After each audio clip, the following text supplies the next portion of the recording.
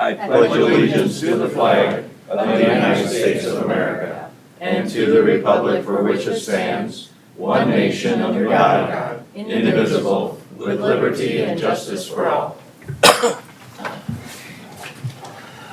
Good morning, commissioners and colleagues. Morning. Good to see you this morning, and I guess to all of you here, Merry Christmas Eve Day. We trust that tonight and tomorrow you will have a nice gathering with family and friends, and surely count all the blessings that we have, and not only as a family, but as a county as well. We have a lot to be thankful for.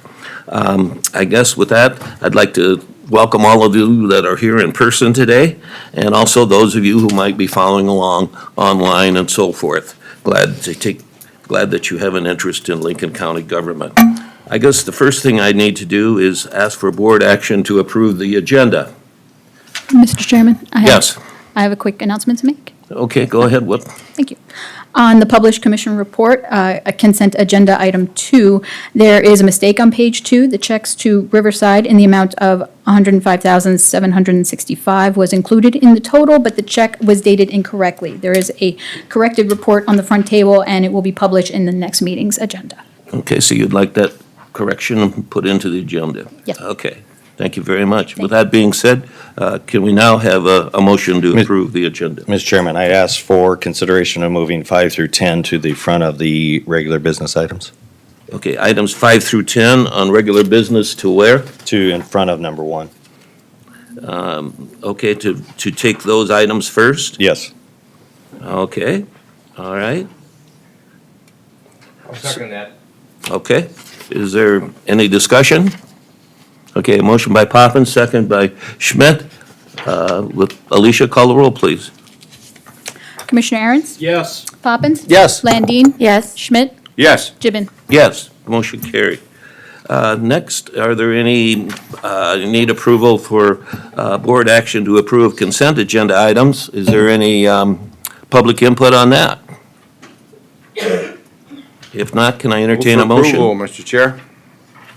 Second. Okay, motion by Schmidt, second by Aaron's. Is there any discussion? If not, call the roll, please. Commissioner Aaron's? Yes. Poppins? Yes. Landine? Yes. Schmidt? Yes. Gibbon? Yes, motion carried.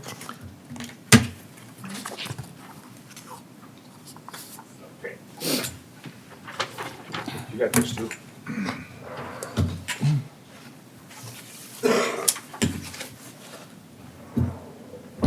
We're gonna do a little privilege here this morning. Chairman, this isn't on the agenda. But this isn't it on the agenda. As of this meeting. And I think that it's been my pleasure to be on this board for many, many years. But I think anytime you got public service and you devote the time and the energy that you have for the good of the people, you may not agree with them, you may not like them, you may not think they're doing right, but believe me, there is a great deal of commitment and sacrifice in going on and being a county commissioner regardless. So we have two individuals, Commissioner Poppins and Commissioner Gibbon, who are going to be leaving us as this is their last meeting. So I wanted to, on part of the board, recognize them for their service. And I'm going to read to you both plaques which we intend to give them. Lincoln County is a dedication of service presented to Commissioner James C. Gibbon for his outstanding leadership and commitment to the citizens of Lincoln County to 2021 to 2024. And also to a man who, I must tell you, we've had a colored past. When Commissioner Poppins first came on the commission, we argued continuously, and I thought there was no hope for the man, but I can't believe how much he's learned in the years since he's been here to agree. Anyway, Lincoln County, a dedication of service presented to Commissioner Michael Poppins for his outstanding leadership and commitment to the citizens of Lincoln County from 2003 to 2006 and from 2013 to 2024. And if you will join me, ladies and gentlemen, with a recognition of applause for these two fine gentlemen.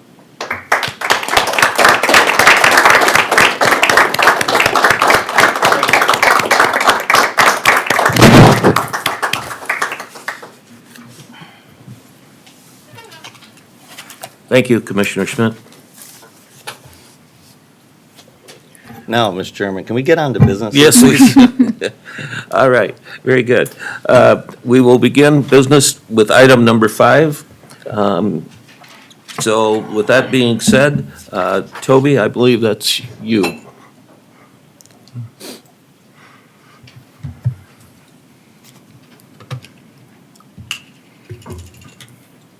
Thank you, Mr. Chair. Toby Brown, representing County Planning. This item before you this morning is a public hearing and a resolution, a draft resolution to adopt the Lincoln County 2050 Comprehensive Plan. As you're aware, Lincoln County has been working with Stantec Consulting Services or Engineering Services over the last couple of years to develop this comprehensive plan. The previous Board of Commissioners adopted a comprehensive plan for Lincoln County for the first time in 1971. The second one was in 2000, and the third one was in 2005. Each of those comprehensive plans had different goals, visions, and policies.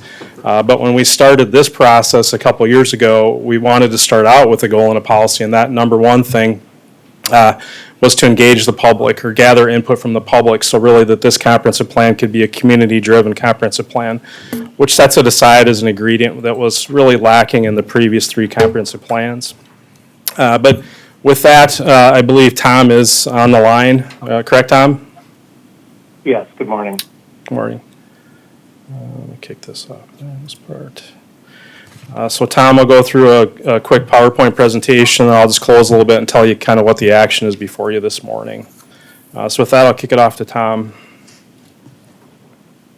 Okay. Is there a way to turn the volume up a little bit? Sure, let's see if I can turn up my volume a little bit. This is as high as I can go on my side. That's much better. Yeah.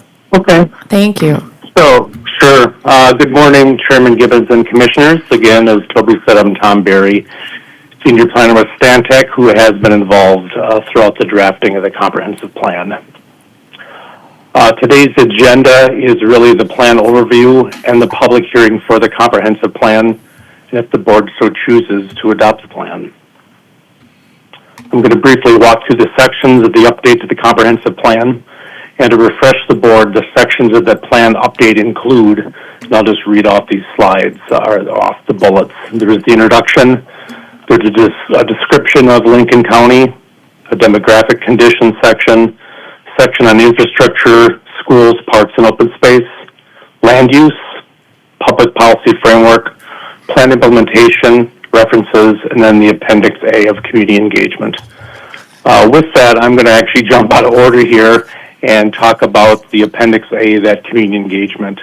As Toby said, County Board requested at the onset that it's imperative that you have really robust community engagement. There's been a lot of growth and change in the county since the last update, so it was really important to engage the public early and often. Specific to some of the engagement that we had, back in the spring of 2023, we had multiple community meetings that were held both with the general public, the stakeholders, agencies, and the local governments. You may recall that we had 2 online community surveys and an interactive story map for folks to provide input. That engagement really helped shape the land use, the public policy framework, and the plan implementation sections. And most recently, the public was informed of the plan last month at the Planning Commission in a presentation that's similar to what you're seeing this morning. Back to the plan content order. First, we did have that section of introductions, and the introduction, as assumed, provides us a summary and some key points. It talked again about that robust community engagement, that it also had a purpose, the authorization, and adoption rationale. The next section, the description, was short and sweet. It just really sets the stage of where Lincoln County is within the great state of South Dakota. The demographic conditions sections covers what you would assume, the overall population of the county, the population of the communities within the county, and the projected growth estimates. Facts that can't be overlooked is the continued growth that we've seen in the county. As you all know well, the population has increased rapidly. And if you look back from 1990, which doesn't seem that long ago to some of us, the population of the county was about 15,500 people. And as of last year, and really a year and a half ago, or 2 years ago now, in 2023, the population had bloomed to over 73,000. So that's a five-fold increase. And just from that perspective of change, the previous comprehensive plan that Toby mentioned estimated that the population of the county by 2025 would be 45,000. And again, back in the start of 2023, we are already over 73,000. In the interest of time, to the sections of the infrastructure, schools, parks, and open space, that covers again what you would expect. It does reference the master transportation plan, the master drainage plan, and the pre-disaster mitigation plan, as each of those documents do contain valuable information, guidance, and policy recommendations. And lastly, that school section reflects projected future enrollment in the growing county. Again, I'm going to jump out of order a little bit again about the plan contents and get back to the references. I want to speak to that master drainage plan, the master transportation plan, and the pre-disaster mitigation plan. Those documents really they're a great summary within the comprehensive plan itself, but they are really important standalone documents. They do complement the comprehensive plan update and provide that guidance in detail regarding transportation, the drainage, the water resources, and the public safety. Moving forward under plan content with land use, the land use planning policy framework and plan implementation sections that also include that future land use map I'll speak about in a moment are the foundational sections of the comp plan really. We've already mentioned the transportation plan, the hazard mitigation plan, and whatnot on the previous slides, but this area really is the county's statutory authority to influence the land use through traditional zoning and other mechanisms that enables the county to be planned and built safely, efficiently, and cost-effectively over the long term. On this next slide here is a split screen on the left showing the current land use map. It's a living document within your GIS system, and it really reflects that. It's the current land use within the specific land uses of agricultural, commercial, rural, residential, etc. The future land use map on the right shows the 4 future land use designation in the plan, really summarized as the agricultural areas, the planned growth areas, the rural service areas, and the existing municipal areas. And it's the land use pattern that the public envisions as we were going through the plan development. It really is the results of the conversations we've had with the stakeholders, the communities, and the general public.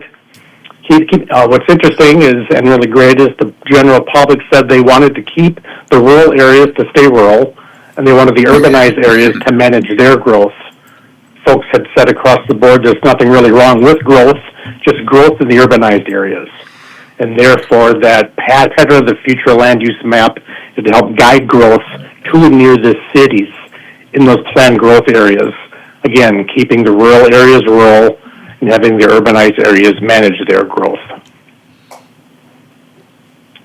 Moving through plan contents, as stated previously, you requested robust community engagement. That can't be stated enough, in my opinion. As part of that public engagement, we had those stakeholder meetings in which we then walked through the existing plan, the goals and policies that were there.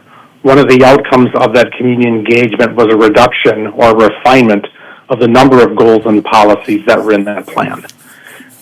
So the next slide really is that refinement, and I'm going to read through these.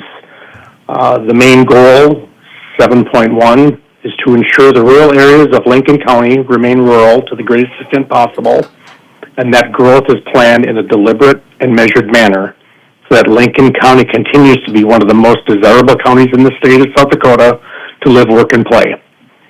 And then specifically for those policies, we're reduced down to these guiding policies. 1, guide preservation of agriculture and avoid regulations that have an unreasonable impact on agricultural operations. The next one, guide urban development in an appropriate planned municipal area through the planned development district. Next is guide residential development to locate on lots of record eligible building sites and appropriate planned areas. Next is guide commercial industrial development to rural service areas and appropriate planned areas. Next is guide construction of private and public infrastructure in a manner that addresses existing and future service deficiencies. And lastly, guide institutional land uses to appropriate areas that will allow for a sufficient provision of services. Moving through the plan implementation section, that really highlights the typical administrative tools available to the county to influence development in that plan manner. Those administrative or procedural tools include your zoning regulation, your subdivision regulations, floodplain regulations, and the policy plans and studies and annexation studies you've done in the past. Those tools also include your governing and advisory boards like planning and zoning, obviously the county board this morning, and your engagement with those cities and townships through your traditional administrative processes. Most of those details and procedures with those tools really go beyond of what's in the comprehensive plan, but that's the actual nuts and bolts of your day-to-day and month-to-month administrative processes. Lastly, I'm going to talk again about on the reference section where I was out of order. Again, I talked about the master drainage plan, the master transportation plan, and that pre-disaster mitigation plan. Those again were important complementary standalone documents. And with that, Chairman and Commissioners, I will pause and hand it back over to Toby for a moment. Thanks, Tom. Yeah, and I would just go back to I've referenced, we've talked about this over the last 2 years periodically. The Planning Commission has been fully engaged in this process. Everything that I told you from the beginning, I think, is the way it is in the end currently. We really wanted a robust community engagement. I think we have that. What you see on this future land use map, which is all of those sections that Tom went through, are what I call kind of the boring parts of the comprehensive plan. This map is really the visualization of how we want to see Lincoln County develop by 2050. I think what you'll see in this map is if you compare it to the current one, it's completely different than what the current vision is. It allows more robust development and growth in the urbanized area. This specific area that's identified as a planned growth area, that's a federally designated urban area. And so what we're looking to do is to encourage development and growth to occur in those areas, to work with developers, to work with the cities, to make sure it's a more comprehensive and planned approach to growth that we haven't had in the past. With that, I think that what you see in this plan is this is what we've heard from the public. This isn't Toby's comprehensive plan. This isn't the Board of Commissioners' comprehensive plan. It isn't the Planning Commission's comprehensive plan at this moment. After it is adopted today, then it becomes ours, and we have to make sure that we follow this plan through every action that we do on a daily basis, the things that happen down in this room and the things that happen in the various offices within this building. And with that, I'll do nothing more than just to thank Tom and Katie and his team for working with us to provide that vision and leadership with us. I also thank our team, Noah and Joel, and also Keith, and then also John, who I know is listening from California this morning. They all played an incremental role in this process. It didn't occur overnight. There was a lot of steps that we had to get to this point. But really what this plan is it's a blueprint for the future of Lincoln County. And what's most important to what I think what we achieved our goal was is that this is what we heard from the public. And with that, Mr. Chair, I'll turn it back to you. The process now is that this is a public hearing to take public comment on the draft comprehensive plan before you. And then if you so desire, before you is a resolution for your consideration and adoption this morning as well. Thank you. So you're asking for board action possibly at the end? Yep, yes. Okay, with that being said, thank you, Toby. I guess, since he mentioned this is a public hearing, first thing, are there any of the proponents here who would like to speak in favor of the comprehensive plan or parts of the plan and so forth? If not, okay, please state your name and address. Scott Montgomery, Fairview, South Dakota. I like what's going on here. I like that the public was involved in this and you guys listen to the public. And I would hope that you listen to the public more on other items. Thank you very much. Thank you. Any other proponents who would like to speak? Linda Montgomery from Fairview, South Dakota. Merry Christmas to you all. I'm just looking at the policies, the whole slide that was presented, and I like what I see there. But I think it's going to be very important. We got a couple of things coming up today, or 4 things coming up today that I think we need to keep in mind of this plan. And then we have another big thing coming up, of course, is the prison.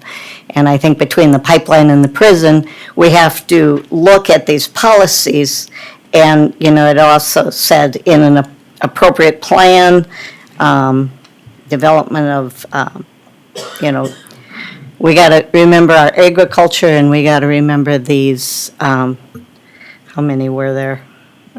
6 proposals that if we're going to adopt this, we need to follow it. And, you know, and I guess that's our job as citizens and as commissioners to make sure that we are following an appropriate plan. Thank you. Thank you. Any other proponents who would like to make a statement? Okay. Opponents, those that are opposed to parts of this or any of this? I stole this. You're not supposed to admit it. was hoping to do all this together 1 through 5, but we'll just break it up here. I think this plan is good. I think it needs some more work. I think if you're going to start doing zoning, you should do the 2 together and be very detailed in how we process this. I think the best implementation is to send it back to planning and zoning and work side by side with the new zoning plan, with the comprehensive plan, so everything is together jointly instead of just scattering things on the wall and seeing what sticks. I think it's important to send it back to planning and zoning for more work and let our future commissioners decide on how our county should turn out. Thank you. Thank you. Any other opponents who would like to speak at this time? Okay, I guess, commissioners, are there any final questions that you may have for Mr. Brown? If not, I guess then I'm ready. Okay, I would just like to, Move for approval. okay, go. I would second. Oh, go ahead, Okay, Mike. I have a motion to approve it by Commissioner Aaron's and a second by Commissioner Poppins. Okay, any discussion? second by Landine. I would just like to say, Toby, to you and your crew, a huge thank you. I don't know how many weeks you and the Planning and Zoning Board have been working on this thing. The fact that you've opened this up to the public and we've had, I don't know how many, was it over 1,000 comments from the public that have taken the time to express their interest in this thing? So I would agree with you, Scott, that this has been opened up. And we listen to the folks that are going to have to live with it, as well as the commission. So congratulations. Commissioner With that, Landine, did you we'll- have something you wanted to add? No. Call Okay. the question. Okay, that being said, I'll let you call. Okay, go ahead. Mr. Chairman, Yes. I too want to thank Toby and his team for all the work they did. I want to thank the planning and zoning commissioners for the work they did. But most importantly, I want to thank the public for making the comments that they did. I think when I read through this plan, myself, like Tony Ventura, I may not agree with everything, but I like the gist of it, and it's going in the right direction. And for once, we have a bottom-up, grassroots designed zoning or planning document that we can use. There's 2 takeaways that I want to point out from this. First is the population summary. when you look at what the numbers are here for population growth in the future, they're staggering. Between now and 2050, it's projected that the county will have 140,000 people living here. That's essentially double of what we have now. Now, whether or not that comes to fruition or not, I guess a lot of things will drive that, but that was eye-opening to me. The other issue was when you look at Table 3, you look at the sectors of the economy that people come from in Lincoln County. There's been a significant reduction in the number, just the raw number of people engaged in agriculture and farming. That was eye-opening as well. We're down to, in 2020, we're down to 2% of the population, just in terms of numbers of people are involved in farming and agriculture. And then you look at some of these other jobs, sales, service, technical, clerical, managerial, and professional. That's the vast bulk. And obviously, a lot of those jobs and a lot of those people live up in Sioux Falls. But it just gives you, when you look at all those numbers, it drives home the gravity of, which direction the county is going in. And then just one of the questions I had from a number of people in the lead up to today was, how come there's not more rules or zoning laws or things inside of this document? Well, the way that works here in South Dakota for a county commission is you first have to pass the planning document, which gives you the broad policies that the board can follow. And then after this, and I know Toby can back me up on this, after this document is voted on and approved by the commission, then we can start debate and discussion on very specific technical regulations regarding zoning issues. So I know that was kind of a technical question that I got, and I just wanted to answer that for people. So with that, I'll be supporting this today. Thank you. Any other comments by commissioners? Mr. Chairman, I'll try to keep it brief. Commissioner Schmidt, I do that in honor of you because this is a living document. And one of the things that when I got on the commission back in '03 was what impact could I do to the community to encourage my own family, who at that time were very young and lived through a lot of years of me sitting here on Tuesday mornings. And the impact that my role was to guide the areas outside the municipality specifically for organized growth and encourage the growth into those areas. I think this document continues that idea, and it's a good start for setting, as Commissioner Aaron said, the actual rules that will get implemented. These documents are rarely perfect. And the future is still bright, and I think that this is something that is necessary today so that we can continue the wonderful thing that we have going on in Lincoln County. So I'll be supporting this as well. Thank you. Thank you. With that being said, we do have a motion and a second. With that, Alicia, call the roll, please. Commissioners Aaron, Yes. Poppins, Yes. Landine, Yes. Schmidt, Yes. Gibbon. Yes, motion carried. Next, let's go on to our next agenda item. Mr. DeGroot, I know that you will be asking for a motion for surplus and a motion for transfer, correct? Correct.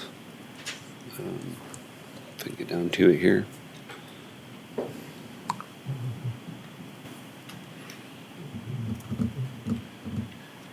Drew DeGroat from the State's Attorney's Office, asking board action to declare surplus parcel number 240, period, 28, period, 76, period, 1000, for everybody's edification. That would be the south property of the land that Lincoln County purchased near T. This would be declaring it surplus, as public may or may not know. The north portion of that property was sold at the beginning of this year, or towards the middle of this year, excuse me. This south portion has a lot of floodplain issues in there, and so this isn't really a developable parcel. So at this point, the county's, I guess I'm asking the county to declare this surplus. Commissioners, do you have any questions for Mr. DeGroot? If not, I guess before I ask for a motion, is there a public input on the matter? Okay, with that being said, then I guess I'll ask for a motion. I'd move to approve. Second. A motion by Landine, a second by Schmidt. Any discussion? Okay, call roll, please. Commissioner Aaron's, Yes. Poppins, Yes. Landine, Yes. Schmidt, Yes. Gibbon. Yes, motion carried. Next, you are asking for a motion for transfer, correct? Correct. In line with that previous board action, again, Drew Grove from the State's Attorney's Office, seeking board action to transfer that parcel to the City of T. Along with that agreement would also be the transfer of $150,000 to the City of T, as we stated, or as I stated. There's a lot of floodplain issues with that parcel. This was, I guess I was more the scrivener of this agreement, and Commissioner Poppins and Commissioner Schmidt led this agreement with the City of T to ensure that it transfers to an owner who would be a good steward of the property moving forward, and so it is seeking full board action and taking this agreement before the full board and seeking action to transfer this property. Okay. Commissioners, do you have any questions? Okay, if not, any public input on this matter? Okay, then I guess I'm ready for a motion. Move to approve. Second. Okay, I got a motion by Landine and a second by Aaron's, correct? Yes. Any discussion?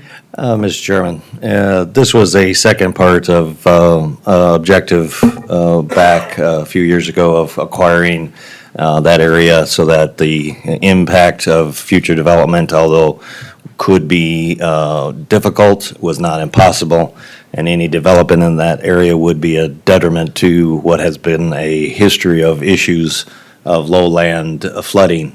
This is a positive movement to the future, again, of the county. Often we have been accused of not being proactive and trying to make an impact into what can mitigate previous issues. This is a very good measure in which will hopefully make the environment up there better down the road. So, thank you. Any other comments? Okay, go ahead, call the roll, please. Commissioner Aaron's, Yes. Poppins, Yes. Landine, Yes. Schmidt, Yes. Gibbon. Yes, motion carried. Next, our auditor. Good morning, Sherry Lund, Lincoln County Auditor. I have in front of you a board action to approve a contingency transfer. The remaining budget for contingency transfers is $110,902. The total contingency transfer for this request is $76,966.72. The reason is I've got two funds. They are for tax increment financing. Basically, they're pass-through funds. They went negative, so in order to make sure that they don't end the year in a negative balance, then I need to do the contingency transfer. So that would be my request, $61,299.74 for 407 and $15,666 for 408. Sherry, do you know what the reason was why they went negative or how that came about? I do. These are pass-through accounts. So when we budget at the beginning of the year or in July, I don't know what the taxes are gonna be on it. So the taxes ended up being higher than what the budget was. So we ended up transferring more out. So it's basically a pass-through account. And I don't think technically I would even have to do this, but I don't like to have accounts with negatives, so.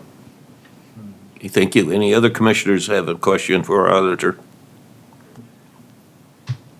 Does the fact that it was negative have anything to do or any kind of reflection on growth in those TIF areas? I mean, probably, because I take last year's budget amount and I increase it by a percentage, not knowing what my levies or anything else are gonna be, so, yeah, they're getting further in their development, they're finalizing the appraisal values and. Okay, thank you. Any public input on this matter? Move for approval, Mr. Chair. Second. Okay, I have a move for approval by Commissioner Schmidt, second by Aaron's. Is there any discussion? Alicia, call the roll.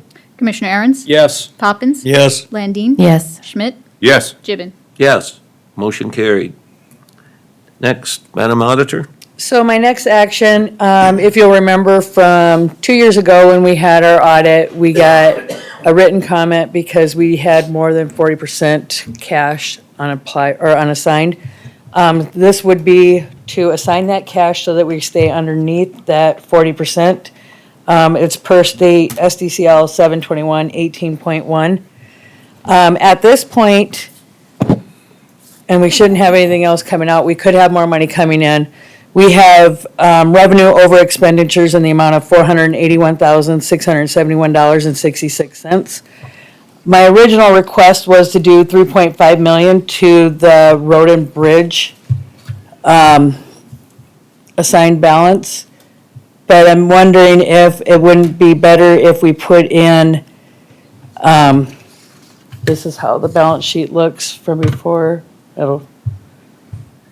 So we have assigned fund balance for building, road and bridge, and the ARPA. Well, the ARPA money is gonna go down because we're gonna be expending some of that here by the end of the month. Ooh, that's not focusing. But anyway, so what I would probably rather do, or have you guys do, is take 1.5 to the road and bridge fund and 1.5 to the building fund to continue to build that building fund. Now, this doesn't mean that the building fund will automatically have $1.5 million. You guys will still have to do a board action to get the money out of assigned when we need to do something. It's just saying that that money's not openly available.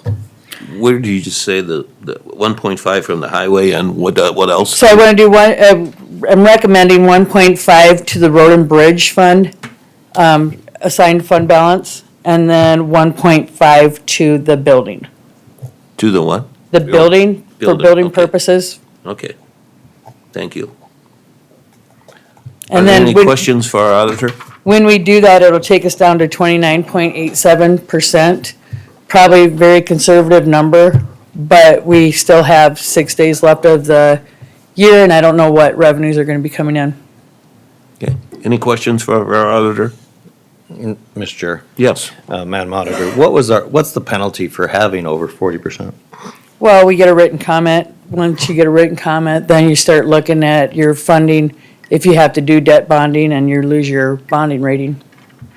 For That when has you a have- negative effect on the bonding rating? It can have an effect on the bonding rating when you have written comments in your annual reports. The written comment does. Yep. Do you think this is enough to transfer then? You don't foresee getting more revenue to, I think with the numbers that, as they sit today, it'll take us down to 29.87. So I think that we would be, I think we'd have to bring in a lot of money to bring that back up to Okay. 40%. all right. So you're asking for a motion to transfer, correct? Yep, but I want to do instead of the original resolution that I have, it's 1.5 to the assigned road, for road and bridge purposes, and 1.5 to the building purposes. Okay. I guess at this time, any public input on this matter? Okay. Move for approval. I guess I will ask for approval. Move for approval. I'll second, but just to clarify that it's 1.5 million to the road and bridge and 1.5 million to the building purposes For the assigned balance. for the assignments. Okay, we have a motion by Schmidt. Is there a second? That was my second. Is there a second? Okay, second by Landine? Yes. Okay, any discussion? Not, call the roll, please. Commissioner Aaron's? Yes. Poppins? No. Landine? Yes. Schmidt? Yes. Gibbon? Yes, motion carried. Next item, I guess is Mr. Myers, and he is here. Okay. Good morning, Dave Myers from the airport. Looking for board approval for an approved budget item for a snowplow for the pickup truck at the airport. 3 bids were gathered from Northern Truck and Equipment, Custom Truck Equipment, and Christensen Radiator and Repair in Yankton. The lowest bid was Christensen Radiator and Repair out of Yankton at close to $11K. Okay, and what are you using right now? Currently, I have a tractor with a blade in front of it, but I've been getting assistance from the courthouse people from John Rambo. They have 2 trucks that come up when there's an issue with snow, so. And they've been up 3 times this year, so. The snow has been light enough, I haven't had to use the tractor. It's just more clunky, and the pickup works much quicker, especially Okay. when somebody wants to leave. Are there any their- questions for Dave at this time? Is our building and grounds then, are they not able to continue to help with this, or? I believe if the snow is significant, they will be, but sometimes I need to be there in the mornings and the weekends to remove snow.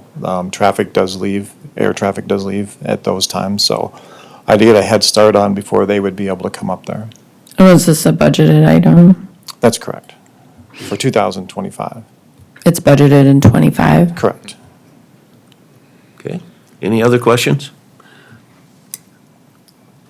Is there public input on this matter? Okay, I guess not. I entertain a motion. I'll offer a motion to approve. Second? Okay, motion by Poppins and a second by Schmidt. Any discussion? Yeah, Mr. Chairman, if Yes. this was for anything other than an airport and airport safety, I'd say no, but I'll reluctantly support it. Okay, any other comments? And I know you're disappointed you haven't had the chance to scoop snow this month, right, Dave? Really disappointed. Okay, with that being said, call a roll, please. Commissioner Aaron's? Yes. Poppins? Yes. Landine? Yes. Schmidt? Yes. Gibbon? Yes, motion carried. Thank you. All right, then, moving on to, back to item number 1. And again, Alicia, will you read, please, the second reading and public hearing? Second reading and public hearing for an ordinance of Lincoln County, South Dakota, amending the Code of Ordinances of the county by amending Chapter 154. Zoning, Section 154.021, definitions, Section 154.056, permissive uses, A1 agricultural district, Section 154.058, conditional uses, A1 agricultural district, Section 154.176, permissive uses, recreation conservation district, Section 154.178, conditional uses, RC recreational conservation district, and Section 154.379, A1 notification. Mr. Chair, if I could, the last time we were here for the first reading, there were comments made about wanting us to hold off until our new full board was seated into the first of the year. So for purposes of that, and just to get public input on it, I'd like to make a motion to table these prior to having the hearings, just to see what the public thinks about waiting until after the first of the year on these. And perhaps there are people that maybe would like to be here today that weren't able to be here because it is a holiday. But I'm just taking in what was said at prior hearings and even what Mr. Ventura said earlier today. So that would be my request, that we be able to get public input on tabling this and the other 3 ordinances this morning, but. Okay, before I ask for a second on your motion, okay? Well, it's not my motion yet, I'm not making the motion, Okay. but I would just like to take in some public input on whether the folks that are here would like us to wait until we have our newly seated board. Okay, all right, I guess Mr. you're Chair? asking for public input on it? Mr. Chair, I am. I'd like to take a comment before that.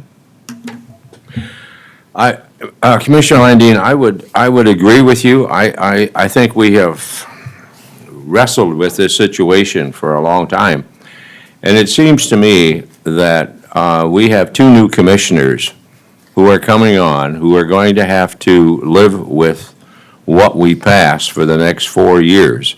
And to deny them the ability to have their input and their take on this, it seems to be very short-sighted on our part. I would agree with you that there are people who may or may not agree with this idea. This isn't a delay tactic. To me, this is a way in which you vet this even further, and you get more airing on the thing, because this is going to be a major thing for us. As Lincoln County is probably the last county in this whole pipeline situation that has to come to grips with what kind of ordinance we're going to put in place. So if we do get to a motion, Commissioner, I would support that. But thank you, Mr. Chair. You're welcome.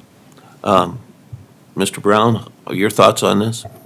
Well, I have no thoughts. I guess I'll just, if you have any questions about the ordinances, I guess if you entertain that, I'll start out with probably answer the biggest elephant in the room is why are we doing this today?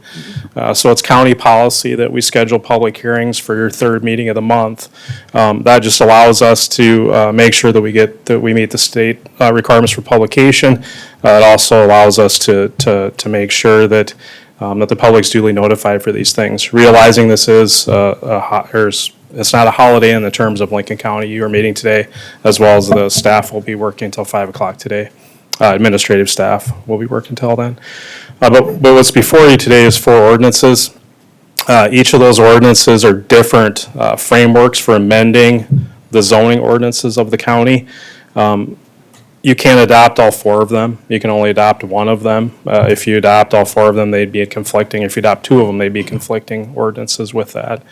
But with that, they're scheduled as 4 public hearings, and I'll step back, answer any questions that you have, and then certainly go with whatever the board decides to do at this stage. So You are saying that if it is tabled today, it wouldn't be brought up until the third meeting in January, correct? depends if you want to have an additional public hearing and how you would proceed with The that. reason I'm asking, I guess, or my thoughts are, if we have the public hearing today, then we would just be voting on it if we tabled it after the public hearing, let's just say. If we tabled it after the public hearings, then we would be not taking more public comment when we go to pass it in the new year, and the new commissioners would not have that opportunity to ask questions of our director of planning and zoning and those sort of things. So it's kind of 6 of one, half a dozen of the other. I would just like to see what the public's input is on whether we actually move forward with this public hearing today, or if we table these public hearings into the new year when we have a fully seated board. Okay, thank you. Mr. Chairman, Yes. I'm opposed to tabling. Been considering the issue for 2.5 years now, and the people who are seated up here, who are elected by the public, are the most informed and have been the most involved in the process. So ostensibly, they have the most information regarding the vote that we're about to undertake. Second of all, it's county policy to do this. Third, we all voted that today's meeting would take place today. Nobody had an objection then.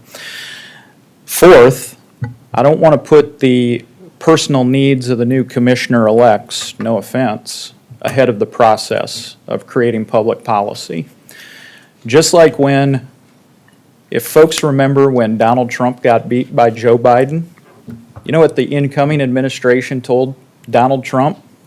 You need to stop making decisions because we're the new guys and we were just elected. And all the Republicans and all the Trump folks were like, I'm president until January 20th. Well, same thing goes here. These commissioners who were elected are commissioners until the first Tuesday in January. So they have every right to hear this and to act on this now. And so I know a lot of folks, including maybe some of the commissioner-elect today, who took offense when people told Trump he couldn't make decisions until January 20th. Well, the same logic follows through here.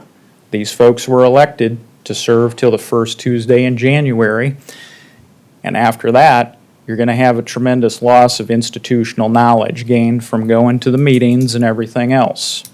So for that reason, plus this commission needs to decide this issue.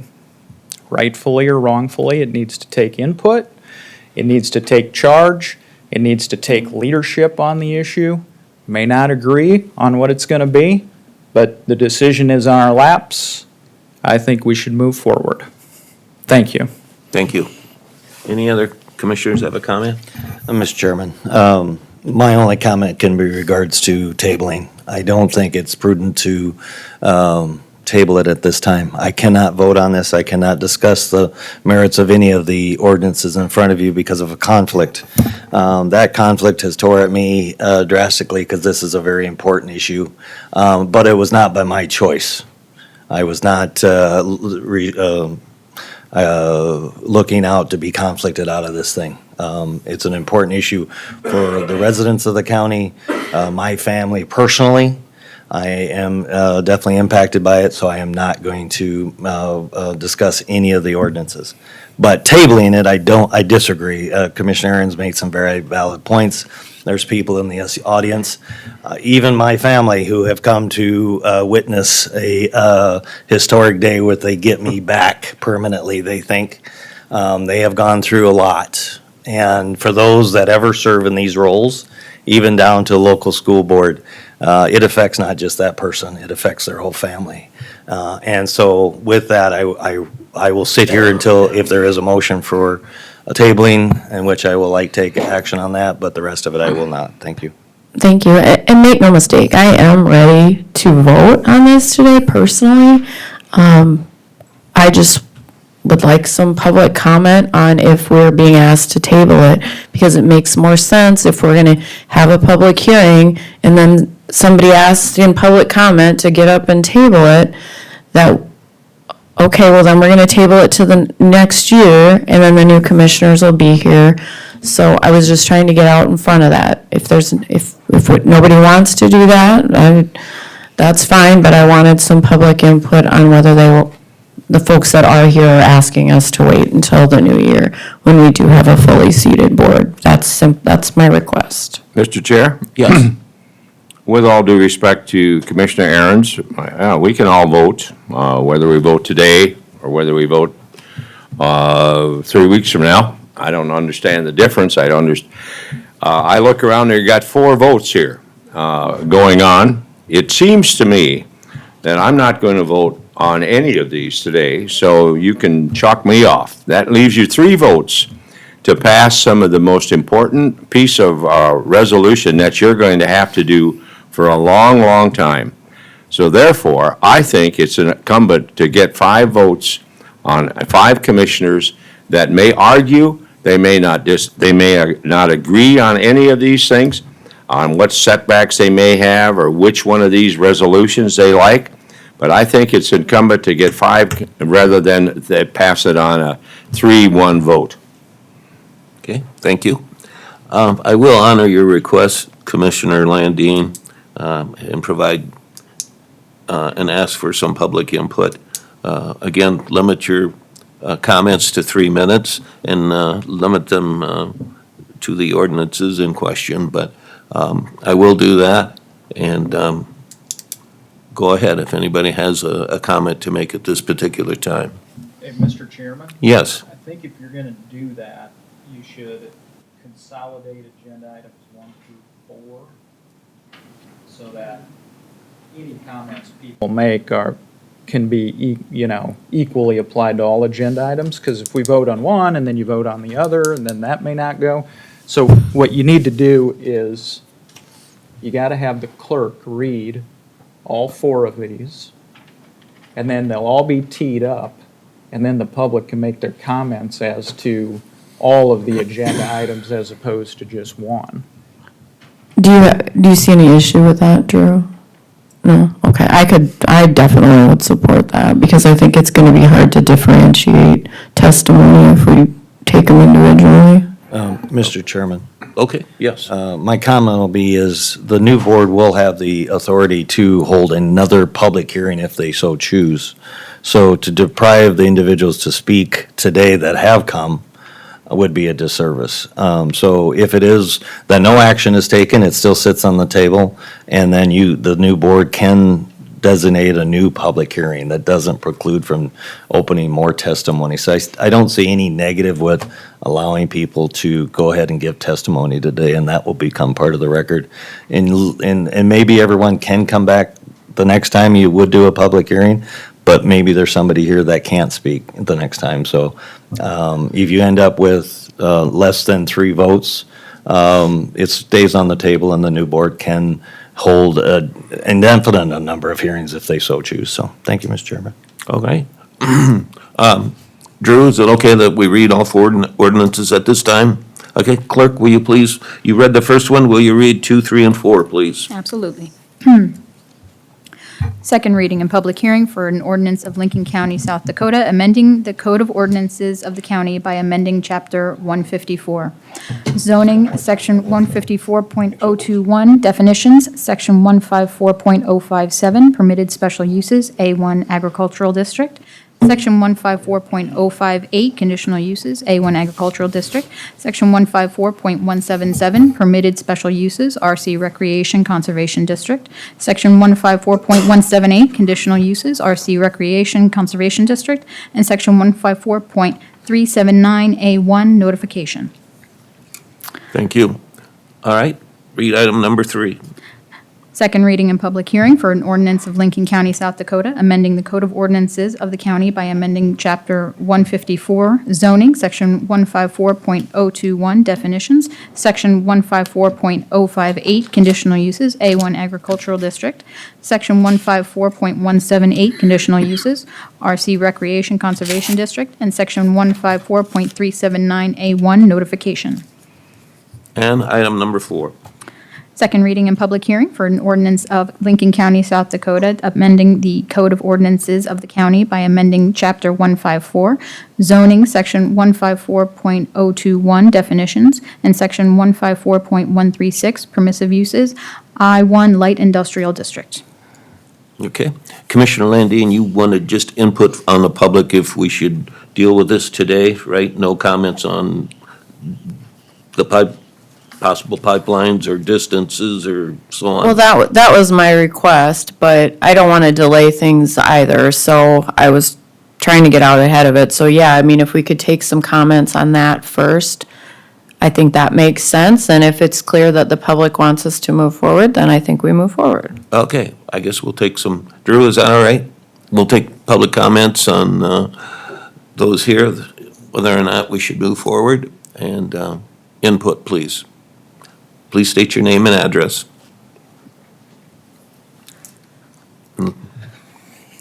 Anthony James Ventura, 47763 209 Street, Hudson, South Dakota. I think that we've had a 2-2 board instead of a 5 board for many years on this situation. It'd be much better if we had a board of 5 that could vote. And so that's my recommendation, is to send it back to planning and zoning for work, or to table this till the new commissioners to make their decisions. With all due respect to the commissioners here and the commissioners in the future. Thank you. Thank you. Anyone else?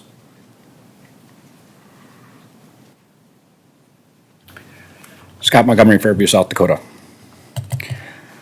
You guys are in charge yet. That's all there is to it. We don't have to like it, we don't have to dislike it, but I can see both sides of the coin. I just found it a little odd that this was brought up last meeting, the first reading. You know, we've been talking about this for over 2 years now. You know, we made a big deal about community-driven on the new policy for the county. I don't feel that any of these ordinances were community-driven. The Planning and Zoning Commission didn't listen to the public very well. They, Please refine to whether. okay. Yes, Yep. yes. Okay. Yeah. I guess I can see it both ways. I would encourage the commission to do what's right for the people. Thank you. Any other items or any other comments? Linda Montgomery, Fairview, South Dakota. Commissioner Landine, I want to thank you for bringing this up. I brought it up last time that I would like to see it tabled till we have the new commissioners sitting before us. That is not to say that the two of you, that I just want a full board and the two new ones on that we are going to move forward. I think that is, I think as a county and as a commission and as the citizens from Lincoln County, I believe we'd like to see that. This is too important. We've been working too long, and I just think it prudent that we have the new commissioners seated before we make such a decision. Thank you. Thank you. Any other comments?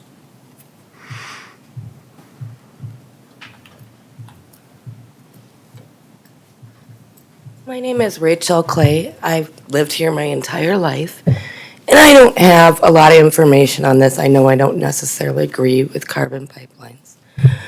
But my first thought upon hearing about this meeting today is Christmas Eve, and such an important decision is not an appealing thing to me. I just want you to know, I realize you guys have your business and you have to do it a certain way.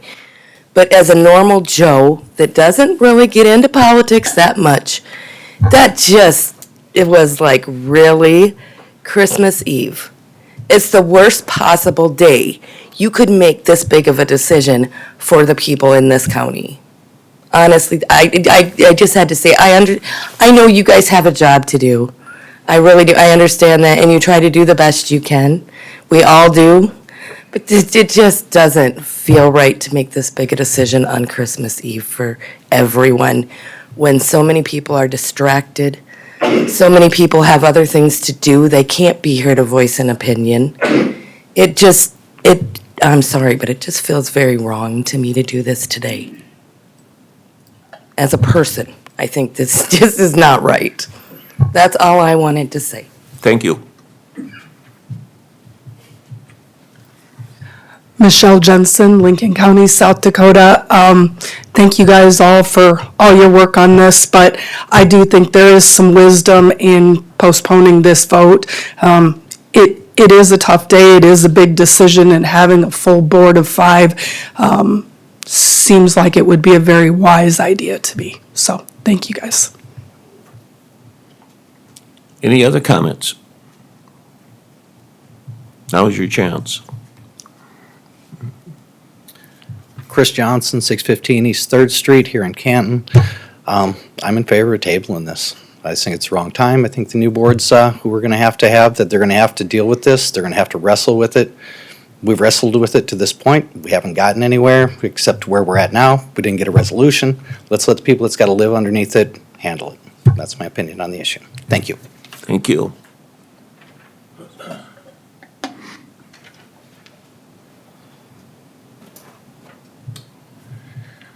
Jason Bannon, top 27745 481st Avenue. I guess I would like to piggyback what Tony said. I feel like bringing this back to planning and zoning, at least, I feel like we need a setback of some sort. And so tabling it, I think, makes sense. And so that's my comment today. Thank you. Robert Wells, Canton, South Dakota. Real quick, it just seems like it makes more sense with as much as we've been wrestling with the issue to let the fellows that are leaving, they have every right to make the decision, but then make the decision and go out the door. Let the people who are coming in, and as someone else said, living under the rules that were made and facing positive or negative consequences to go forward seems to make more sense. It's just my opinion on it. Thank you. Anyone else?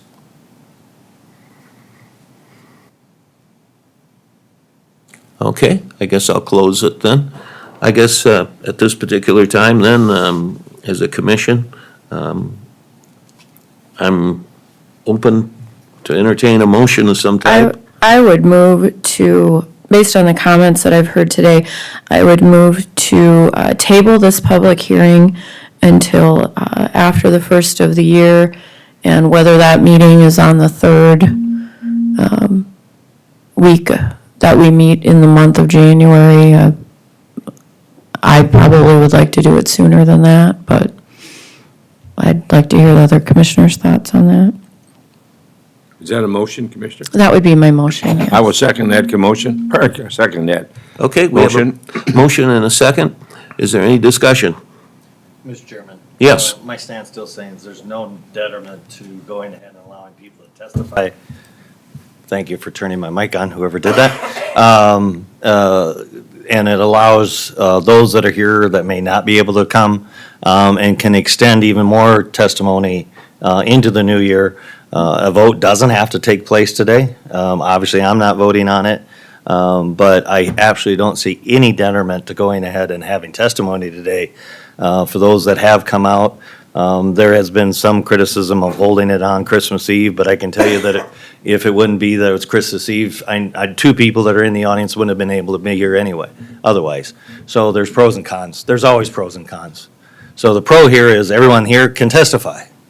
And they can come back again on the next time that you hold a hearing, the next board. So there's only win on, as far as having the public have access to this commission and the new commission. So I won't support tabling it this time, so. Mr. Chairman, Yes. for years, I sat next to Dave Gillespie here when he was the county commissioner who represented the same district you do. And he would always grouse about, we'd always have these votes over whether to close the county courthouse on Christmas Eve. And he would always say, nope, the rest of the public works Christmas Eve, we can work Christmas Eve. And I always voted and supported that generally as well. And I believe in that too. You know, frankly, the public sits there and complains about these politicians when they don't work.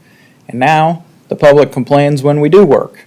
So it's better to just follow the policy that we have here in the county. Plus, we've got a live captive audience of folks who I'm sure want to talk about the pipeline, and I want to hear from them. So I say we have the testimony today. I'm still going to vote against tabling, all due respect to the comments that were made. When in charge, we have to be in charge. And just like I said before, those Biden people absolutely did not want Trump to make any decisions once he got elected out of office. And the same principle goes here. It's just when folks get voted out, the new guys are always like, I want to be able to make the decisions. But you know what? This board has the most exposure to these issues the way that we're currently seated. And again, that's not out of respect to the commissioners-elect, but you know, folks, we got a live audience here, and they ought to make their testimony known. So I'll be voting against tabling. Mr. Chair, I don't, with all due respect to what has just been said, we're not on the national scene anywhere. We're in Lincoln County, South Dakota, but I'm not trying to say that I don't want to listen to what you have to say. That's not the whole point. We want to listen to that. We want people to hear. So I don't know, in my mind, whether you speak today or is it an encumbrance for you to come back? Probably yes, and I'm sorry for that, but I think there's a whole lot more that can go on Christmas Eve than to take testimony today. So the simplest thing is to say, we're going to table this until January. We encourage you to come back. We encourage you to express your views, express how you feel. All of those kind of things to a 5-member board. So, Mr. Chair, with that, I call the question on the motion to table. Okay. And as part of my motion, and if you can clarify, I would like to move this to January 14th, if there's enough time to get this republished.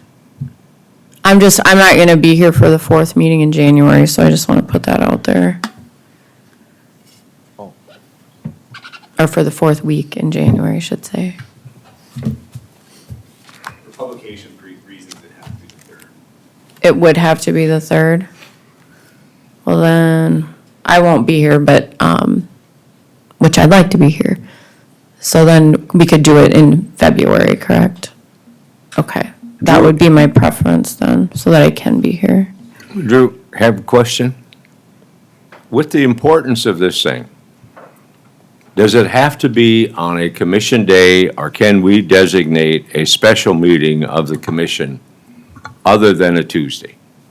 You could have a special meeting as long as the public notice, Well, I mean, if published you notice put notice out, Yep. rather than on the 21st, I'm just throwing one out for the heck of it. So you're gonna meet on the 23rd of January, which is a Thursday. And you're gonna meet, at 8:30 or whatever time we say. But that puts on a special note, to the public that this is the only item on the agenda. This is all we're going to talk about. So we designate from whenever time we start, till we finally come up with, one of these resolutions, or we've sent it back, or whatever we decide to do. The main important thing under statute, I believe it's 11-2-30, 11-2-30, is that there's 10 days notice, published notice. That's the main important thing. It doesn't have to be a regularly scheduled meeting. It doesn't have to be a special meeting or vice versa. It just needs to be publicly noticed within 10 days.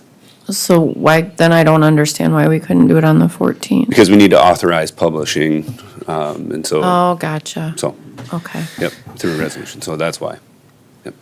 very Sure, good. question.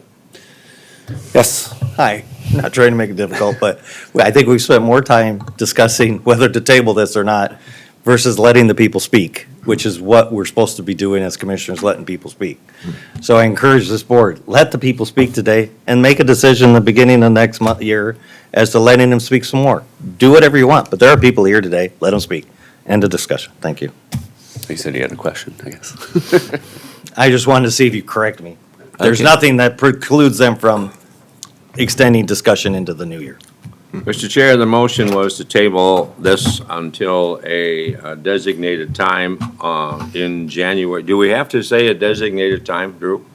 No, we don't. But I think we should. I think we should make sure and check with all of the other commissioners and make sure that they'll be here. Yeah. That makes the most sense Well, we could to me. find that out, and we could designate a time following the first meeting on the 7th of January. Correct? Correct.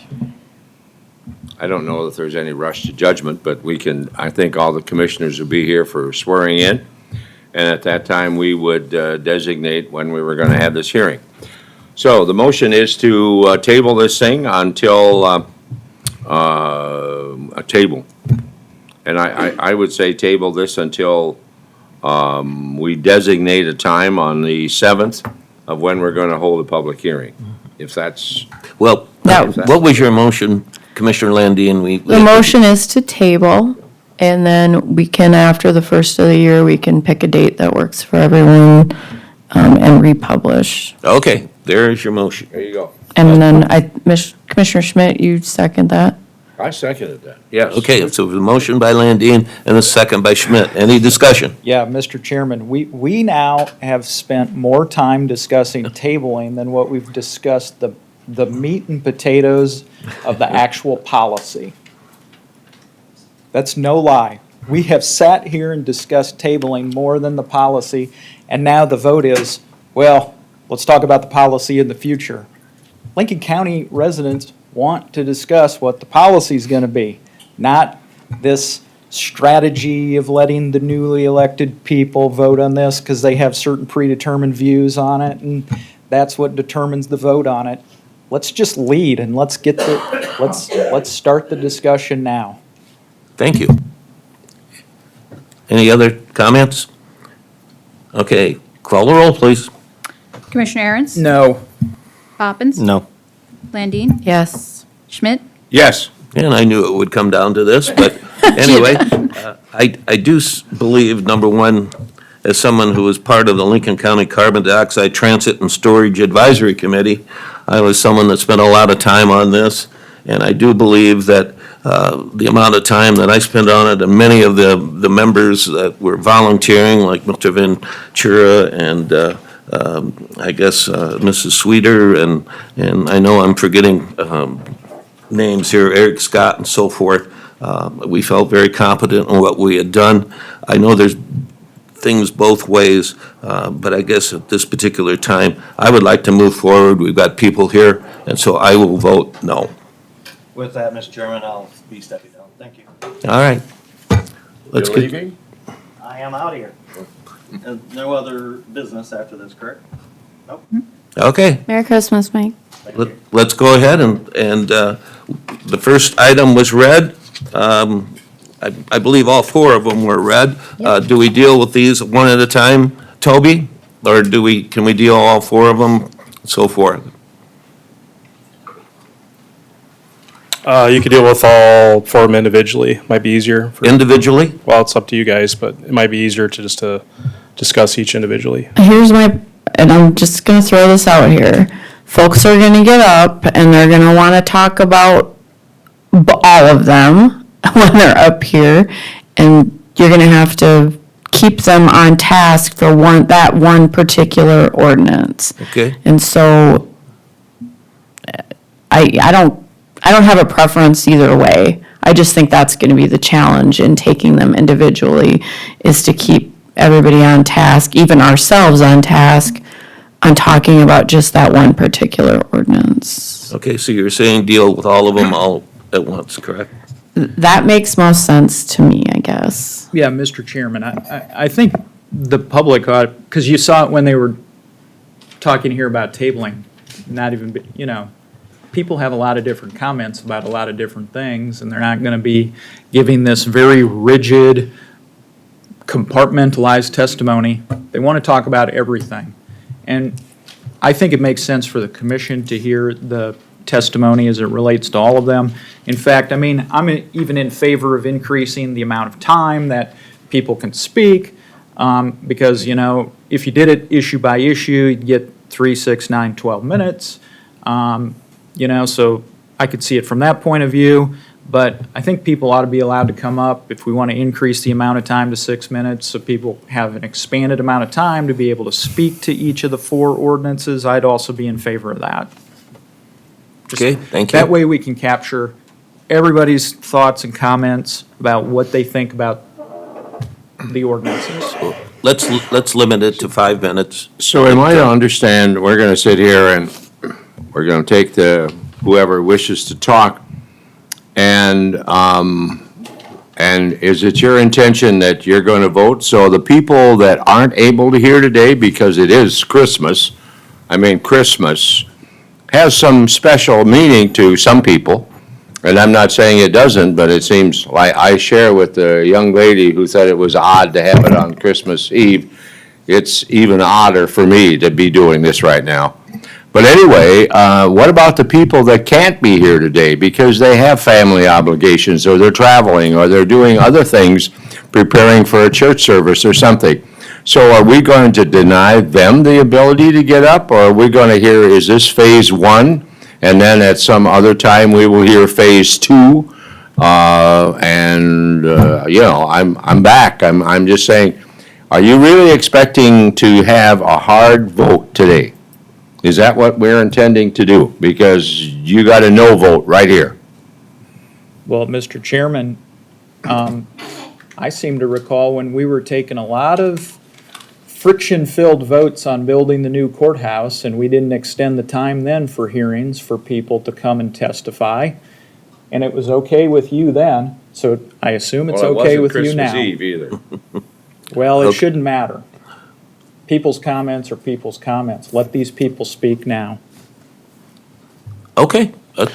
So my understanding is you combine the four into Yes. one public hearing. I'll just give a Reader's Digest version of all the difference between the four, and then you Yes. can take public comment. Please do. Okay.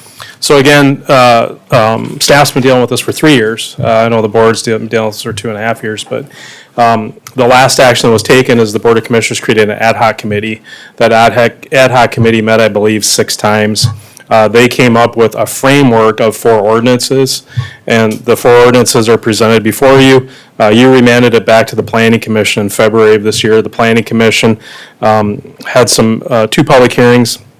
They also had some concerns with the referred measure that was passed by the legislature, as well as some other issues. So they did wait until this November to do their public hearing and gave a recommendation of denial on number 1 and number 2 ordinances, and a recommendation of approval on ordinance number 3 and ordinance number 4. And I'll go quickly through those. Again, these are frameworks of ordinances. That ad hoc committee had, I believe, 10 different votes. They voted on the 1855, they voted on the 330-foot setback. This was the recommendation that they had out of that ad hoc committee. So the first ordinance before you, and these go in kind of chronological order of how the zoning ordinance layout would be. And again, what I would say is that what you adopted first, which threw me off a little bit, we went to the comp plan first, but that's your policy, your guide. These are your laws. I mean, this before you is a law to put in place that you're asking staff to enforce and implement. So the first ordinance before you, this would, again, would add the use carbon dioxide pipeline and carbon dioxide production facilities as uses within the zoning regulations. It makes mention that these particular uses are not identified in the current zoning regulations. So this first ordinance before you would make a permissive use, a by right use out of carbon dioxide pipelines. What that essentially means is that with these standards, the 330-foot setback from a single-family dwelling, church, school, nursing home, hospital, business, public facility, et cetera, and though that setback would be measured off of the property line of those uses. So if there's a house, it's measured off the property line 330 feet from the pipeline. And then the same thing with the setback from a corporate municipality of the 10,560 feet. If at the time the pipeline submits a zoning permit to the planning and zoning department and they meet these requirements, staff would issue an approved zoning permit. We would not issue a building permit. There would be no public hearing. There would be no public notification. It's strictly what we call an administrative decision. What was brought to the planning commission is administrative decisions can be appealed. That is correct. But under state statute, it can only be appealed if there's an error in that action. So you can't appeal it because you don't like that there's going to be a pipeline. This particular ordinance would make pipelines a by right issue, which means as long as they meet those standards, they would be allowed to construct within the county. No public hearing, no standards, no conditional uses with it. So that's the first one before you. The second one before you makes it a permitted special use. And so the same thing, the definitions, the setbacks, and all of that are the same. And I should have mentioned too, and this one I'm going to get off track on this part of this, is that these are not hard setbacks. They're suggested minimum setbacks, meaning they can be waived by a property owner or by the city that would be impacted by the setback. So they're not a true hard setback that would be in place. The second one would make it a permitted special use, which essentially means that it is a by right use as long as they meet those standards. If they don't meet those standards, they can appeal to become a conditional use permit. And I shouldn't use the word appeal, they can apply to override those standards with a conditional use permit. But more than that, so if they meet those standards with a zoning permit, staff would approve it. There would be an appeal, but only if there's an error in the analysis or the approval of it. So those are those two separate ones. Both of those ordinances were recommended for denial by the Planning and Zoning Commission. Primarily, again, because it doesn't guarantee a public hearing for the particular application. The third item, or the third ordinance before you, would make it a conditional use permit. And right now in Lincoln County, 99% of the conditional use permits are what we call non-standard conditional use permit, which means they apply for a conditional use permit, they go to a public hearing before the Planning Commission, and the Planning Commission decides at that time if they want to add conditions for approval onto the permit. And so again, that's 99% of the way we do conditional use permits right now. There was a second vote that was taken by the Planning Commission on this particular ordinance. That second vote was to recommend that the Board of Commissioners establish a floor or a minimum setback, which doesn't exist with this particular ordinance. It would just be a conditional use. You might say, well, do we need the floor or do we want the setback and those different types of things? That's strictly a policy decision of the board, but the Planning Commission recommended that there be somewhat of a floor looked at or established. The challenge with that is that once you establish that floor, then that becomes the floor. So the intent of the ad hoc committee was to do a non-standard conditional use permit because through the public hearing process, through the application process, staff becomes aware of the different items and different things that would be unique to those particular properties that would be looking at, and then they could establish reasonable conditions at that time. That was really the intent of the non-standard conditional use permit. The last ordinance is a unique ordinance because to the best of my knowledge, no one has ever done this type of an ordinance before. But essentially what this ordinance would do is it would establish the carbon dioxide pipelines and production facilities as a use within the I-1 light industrial district, which means they would not be allowed in the A1 agricultural district, they would not be allowed in any existing districts. it would more than likely, because most of this would be going across the agricultural properties, would require a rezone. The rezone for the particular pipeline, as drafted now, it would be the actual pipeline.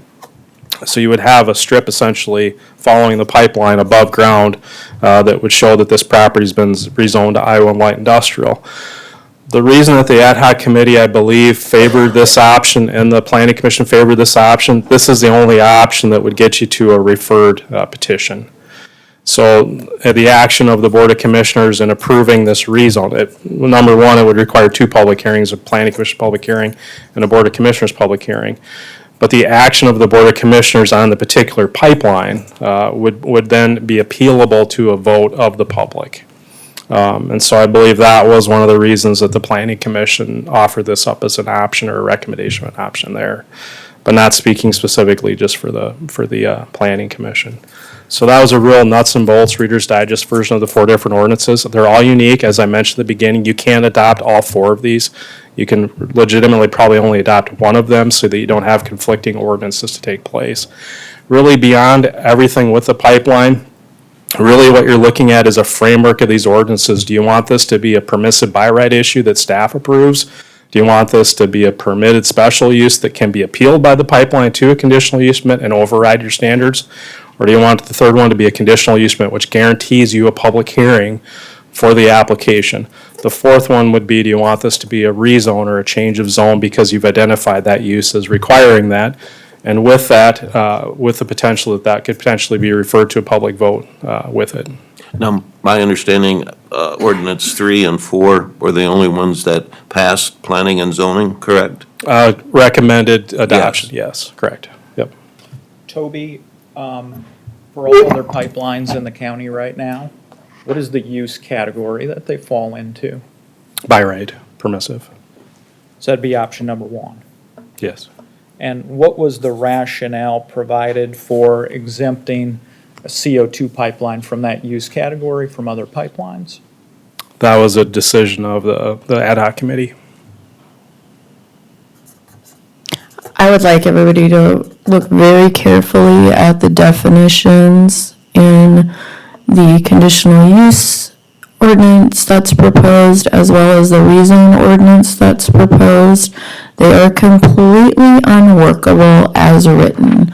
We cannot make any changes today to those 2 ordinances if we're going to vote, but the definitions definitely need to be reworked. So there is no way that I'm going to support today either options 3 or 4. Okay, thank you. And that's just because they're not written well. I explained that to planning and zoning when I was sitting there.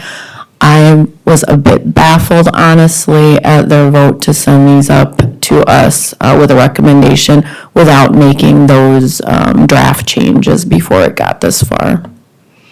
Okay, thank you. Any other comments by this commission for Toby? Yeah, Mr. Chairman, I just got a question for Commissioner Landine. I think it's an interesting point, appreciate the conversation. I had the same concerns about 3 and 4, but if we do send this back, what specific guidance are you intending to give with regard to those definitions? Well, the way I'm reading it, and people may read it differently, I'm reading it that if I'm a landowner and I don't care if that pipeline comes across my property and they're going to be they're going to be on that outside, whether the 330 or whatever number gets added to it, I still have to come in and get a conditional use permit just to have it on my property. That doesn't make sense to me because I think that people should be able to waive that. But that's not how this is written in my reading of it.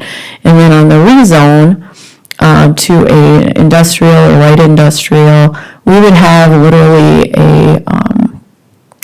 the whole of the pipeline would have to be rezoned. So we would have this weird strip across Lincoln County that was zoned light industrial, the way this is written. And then when we were in the hearing in planning and zoning, staff had said, well, this would just be the above-ground structures. Well, that is definitely not what this says. So we can't make changes today on these as they're written. I think there's Supreme Court ruling on that. So that's where we're at. So I'm not gonna, I can't support either 3 or 4 today for sure. And that was another reason that I think this needs to be looked at more, but I'll leave it at that. I'm ready to vote on one of the other 2 options, if we get that far. Thank you. I should point, the last thing I'd point out too is that, number 2, it mirrors to a certain extent Minnehaha County's version. So that was another, reason, the 330-foot setback, as well as some of the standards associated with it. But as Commissioner Landy pointed out, the definitions we pulled from the Federal Register, but there would have to be some additional language regarding, application type materials and things like that. Is that correct? Toby, on ordinance number 2, the permitted special use. You said it mirrors in some ways the Minnehaha County ordinance. Can you tell me the ways that it deviates from the Minnehaha County ordinance? Again, I would say it's a framework. The framework that Minnehaha County is, it's a permitted special use with a 330-foot setback. And that's from the pipeline to the property line? I can't speak to that. I don't know on that part. And then with regard to the 2-mile setback, did Minnehaha County, please remind me, did the Minnehaha County do a 2-mile setback or a 1 mile? They did a differentiation between different classes of municipalities. Okay. But the ad hoc committee recommended that we just lump all municipalities as one. So that was 2 miles from a municipality? Correct. Minnehaha County has differentiation between first and second and third class municipalities. Okay. I guess this stage. Okay, thank you. We will get some public input. Again, we'll limit you from 3 to 5 minutes. If anyone has strong feelings on any of the 4. Are you asking for opponents or proponents I guess of one? at this stage, I guess either way, but I can start in with proponents of any of these ordinances.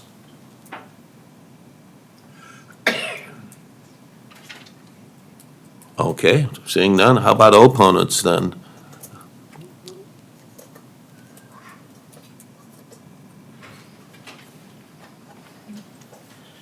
Scott Montgomery, Fairview, South Dakota. You know, I attended not all the planning and zoning meetings, but most, and I don't think those commissioners heard the people.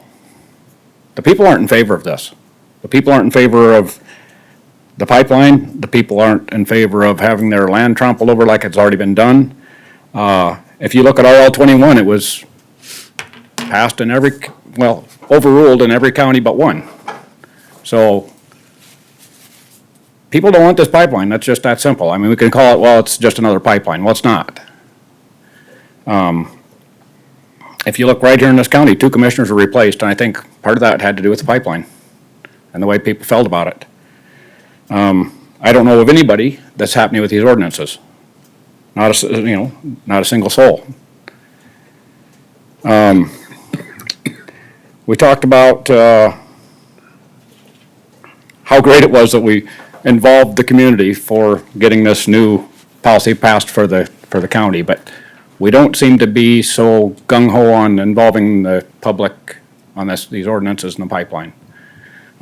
We've been sold a bill of goods on this pipeline. It's all about money. That's the bottom line. I think the counties are making decisions based on the money they will receive. It's not for the good of the public, not by any means. As commissioners, you have the authority of this county, not the pipeline. The pipeline doesn't have, and we get to say what goes on here. You know, we talked, Commissioner Landine said something, we'd have this weird strip if we have this, if we make this ordinance. We're gonna have a weird strip through here anyway if we have a pipeline, ordinance or no ordinance, rezoning or no rezoning. You know, the population was fivefold, was stated here earlier. Much great, almost double of what was expected. So, another projection was 140,000 by, I don't know what date it was, but what if it's 280,000? And we've got this pipeline through here. That land is not usable. We can't build above it, we can't occupy it, we can't. So what bring, Scott, can I have you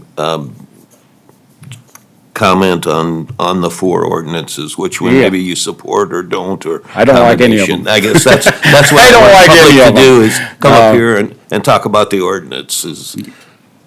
that was what I was talking about. I don't like any of them. I don't think the public was listened to at the planning and zoning, and I think we need to have a fresh start. I think we need to make an ordinance that's way more restrictive than any of these. The people here don't want this pipeline, and we need to make an ordinance that makes that very clear to the pipeline, we don't want them here. Go someplace else.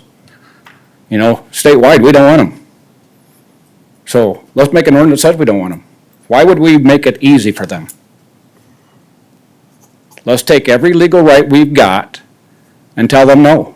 And if they sue us, so what? There's many counties that have made ordinances way stricter than this, and they don't care if they get sued. We shouldn't care if we get sued by the pipeline. I'll give you more tax dollars to keep that pipeline out. I hate the tax increases you've put on me already, but I will give you more money out of my pocket to fight this pipeline. And I think the public feels that way. Let's keep them out of here, whatever we have to do. Thank you. Thank you. Again, please direct your comments to the four ordinances. Scott McNulty, Second Avenue East, just up here. I haven't been around for a pipeline debate because it's not about land use. Does anybody know what the current CO2 level of the atmosphere is? It's 0.04%. Do you know where plant life thrives? 0.06 to 0.08. You know where plant life dies? 0.03. Them pulling CO2 out of the atmosphere, it's not about land use. They're trying to kill humanity. And if you go along with it, you're attacking humanity. And my son wants to have a long life. I'm at the end of mine, but he's at the beginning of his.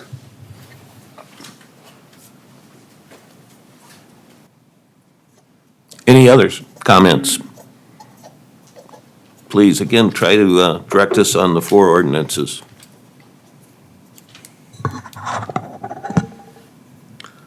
I would like to encourage the Lincoln County Commissioners to send this 4 amendments back to you to planning and zoning, and to take another working on these amendments to come up with the finalized plan. I feel that an important part is to set up a hard standard minimum setback that can be increased by planning and zoning and/or with Lincoln County Commissioners. Without an ordinance included a hard minimum setback, a PUC will and can overturn settings. So right now we have where a pipeline isn't allowed. We have no standards, we have no setbacks, we have no provisions. They're gonna come in, ask the PUC to flip it, they automatically flip, and then we lose our rights. Hard standards should be a minimum on everything. That's the reason why I started this. Not just one thing, but I saw a big problem. So it's an Achilles heel, and it's a vulnerability in our zoning process. I'll just keep going on. I'll try to cut some of this back, because I know I have a speech that some of you took some of my lines. I think number 4 is a good option. I think it needs to be worked on, but I also think you have to do 2 and 3 included. So you're allowed to have hog confinements in an agricultural district. But if you want to build a commercial facility or something that's impactful of industrial, you still have to go in for a rezone. And so I think the steps to have in place are very important to do this. And so to get it right is just the right way to do things. The public referendum, I think that should be for everything in Lincoln County. If you don't like how the county decides on how to do something, the citizens should be able to just get a vote and just flip that decision if they don't agree with it. I mean, we are the employers, and we charge you to take care of the citizens. But I think we have that right. So I encourage you to send all this back and be worked. But 2 and 3 should be merged together. And once again, 4 is a good start. But I think you have to have all those together somehow. And yes, it can be done that way. I disagree with planning and zoning. Thank you. Thank you. Any others? Douglas Putnam, Lincoln County. I'm a bit confused.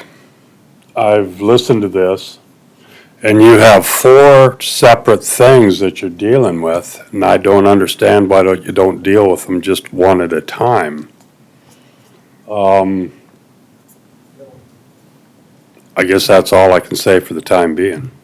Thank you. Thank you.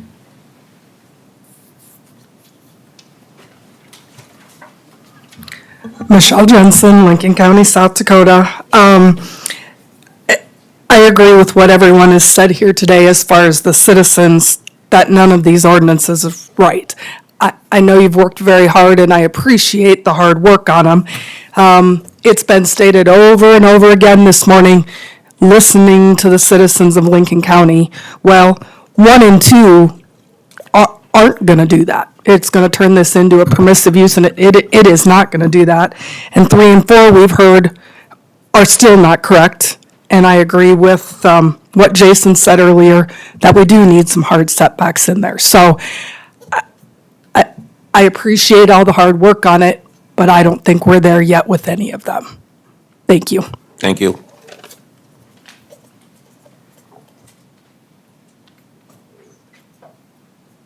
Chris Johnson, 615 East 3rd Street here in Canton. All 4 of these, I mean, appreciate the work you put in, but, I mean, it's not. We need better return on investment for the time we're spending on doing this. I mean, you can't put this in front of us. This is terrible. Look at the Supreme Court said that this might even not be a common carrier. You know, what is it, January 14th, session comes in? We're going to have legislation on this. People are organized. We got the whole landscape of the House and the Senate.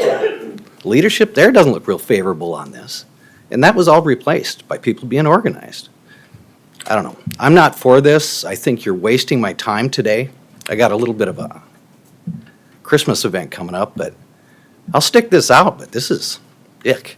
You know, we don't need this. This needs to go back to planning and zoning and get this figured out with a little more public input. Thank you. Thank you. Hi, I'm Mike Mathis, Sioux Falls, 1500 East 63rd Street. Yeah, I would like to just say what they've said. So many people are against this. There's things out there, they want to do these carbon credits on the people to completely control us. None of us want that. So all 4 of these, I'm a no on every one of these. And this whole pipeline, it's just the Green New Deal that the public doesn't want. Thank you. Thank you.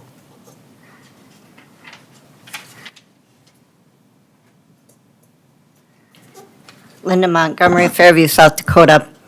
I am going to read one of the letters from Sarah Stever, who was not able to be here today.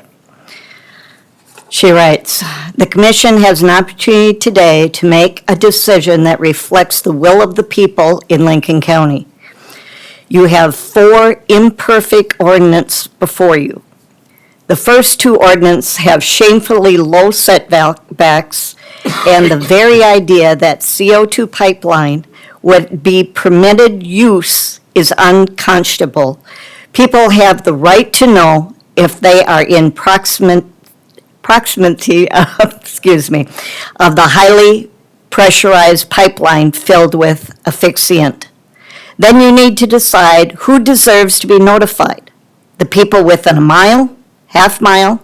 How about 5 1/4 miles, which is the setback should be for a 24-inch pipeline based on Navigator's 1,855-foot setback for a 6-inch pipeline? The third ordinance may make limited progress in that it does require a conditional use permit and some public notification. But again, what is the appropriate area of notification? Ordinance 4 requires rezoning to light industrial, which should be very public, but after that, it's permitted use, which is unacceptable in the long run. And is the notification board enough? And we don't still need the ethical, and don't we still need the ethical setback to protect our citizens? And even with setbacks, we must have public notification and input. This is not a typical pipeline project. Please do not treat it as such. None of the 4 ordinances that you have check all the boxes. Please do not pass one until we have the ordinance that does. Please, send it back to planning and zoning until with public input, we can get the right ordinance, the one that reflects the will of the people you represent.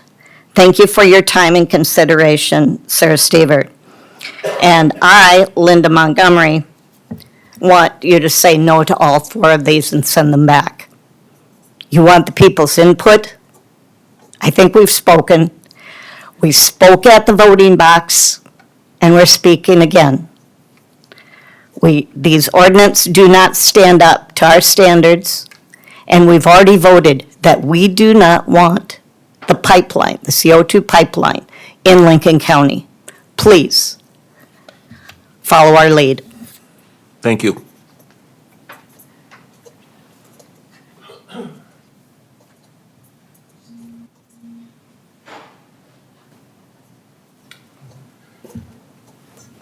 Jason Banentop, Lincoln County again. Well, I guess I would like to make my opinion known here on these 4 ordinances. I don't like either, any of them, I guess. I guess what I'd like to almost see now is you guys give the power to the townships. I know of at least 3 townships that have written their own that are much more in what the people are saying. We've talked about the comprehensive plan a little bit ago about the growth of the county. None of these ordinances are taking that in consideration. We don't know what that's going to look like, but I've seen the map for Summit's new route, and it's right through the heart of the growth. So I really feel like that's something that you all need to consider. So thanks for your time. Thank you.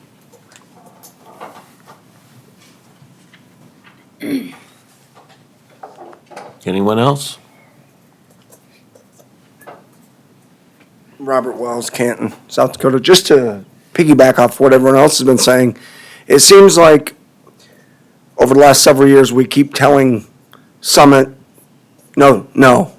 And then the first time that I think the PCU told them no, they went and changed the rules because the regular people learned how to use the rules and they didn't like it. And then we put it on the ballot and the people said, thank you, but no thank you. It can't be a landowner's bill of rights if it doesn't give landowners rights. And now we're here again. I think all these ordinances are bad. They don't do what we need them to do. They need to go back to planning commission. But also, at some point, no has to mean no. It can't mean, well, we're gonna keep asking. Well, okay, but you didn't really mean no, but let's change the rules because we don't like that the peasants are going against us. Because I'll say this, the that wants to do this, if it is done, when and if something goes bad, they're gonna be in their big cities, having already shaken the South Dakota dust off their feet with their money. And we're gonna be the ones that have to deal with the solutions to it. Because if you don't believe for 1 second that they are aching to get out of South Dakota with a bag of money, to get back to, I don't know where they're from, but Chicago, Los Angeles, New York, and say, we got those rubes to give us our boondoggle, then you're kidding yourself. The people keep saying no to this. You guys are elected officials and you're working really hard and we appreciate that. We keep saying no, then at some point it needs to be no. Thank you. Thank you. I'll take 2 more.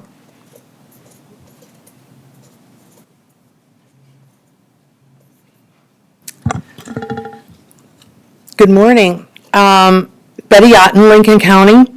I have to say, amen to what everybody said here. This needs to go back to planning and zoning, and it needs to start from scratch. It needs to have public input.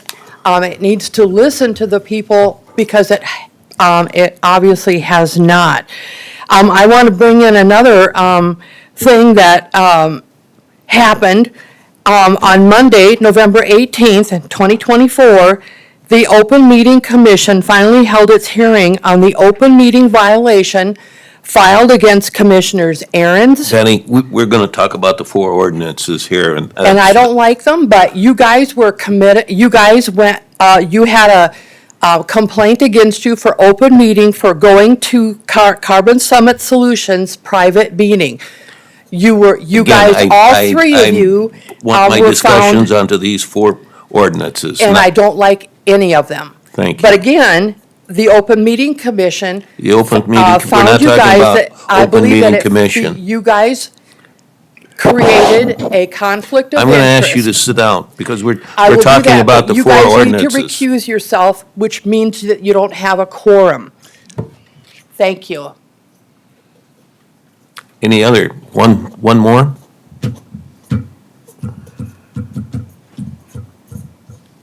Okay. None others. Any other, one more, okay. Ernest Stroutmeyer, Worthing, South Dakota.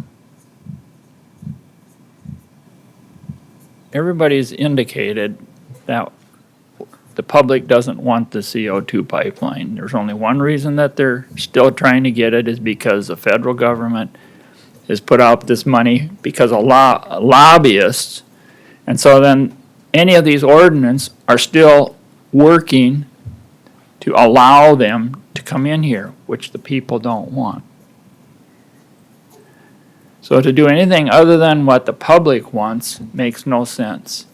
And if the federal government is the one who's putting up the funds for it, let them put it on their property. They have the interstate. Let them run it down the center of the interstate. Why wouldn't they do it there? Can't talk about safety. Thank you. Thank you. Okay, I guess closing public input on this. I appreciate everyone's comments. I know from what I gather, it looks as if the majority of people, or many of them that spoke, want to bring this back to planning and zoning. I guess, are there any discussion by this commission at this particular time? Mr. Chairman, based on some of the comments here, I'd like to ask our council just a couple questions. And I think it, not only for my own edification, I probably know the answers already, but because we have had discussions, I think all the commissioners have with the state's attorney's office, but at least I have. And then maybe this will also go towards helping to educate the public as well. But there's obviously, with the people in the room, a very strong sentiment. Essentially, there's one strain of public comment here that's been pretty consistent throughout this whole process for the last couple of years, is we don't want it, can we just ban it? Well, are we as a county commission, do we have the constitutional and legal authority? Because I assume we have to follow the Constitution and the laws. We can't just deviate from them when we want to, right? So do we have the authority to ban the pipeline as a county commission?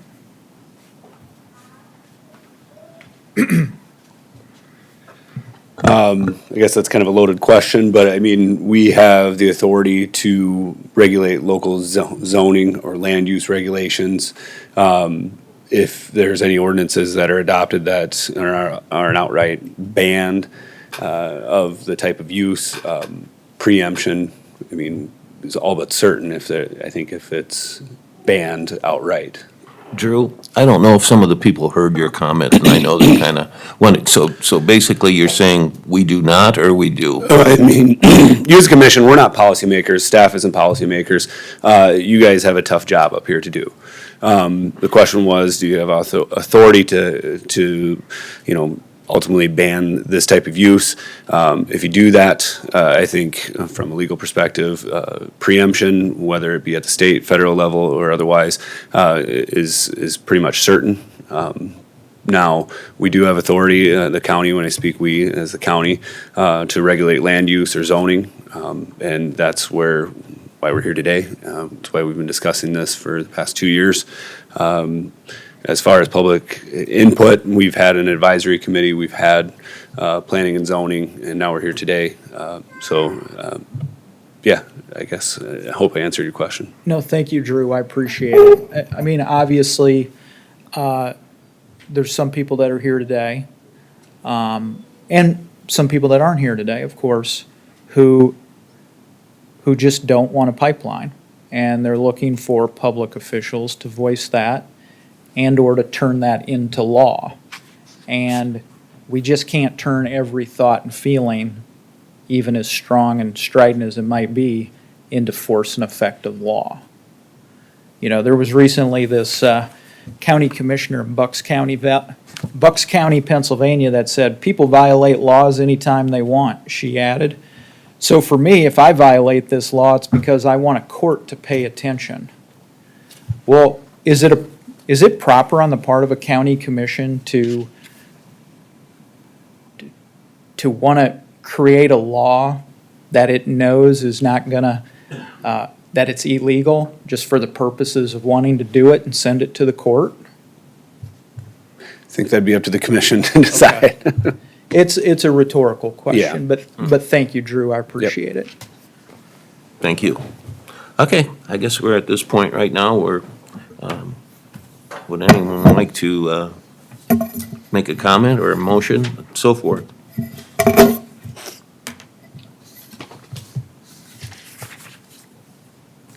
Well, I mean, here's where I'm at, Mr. Chairman.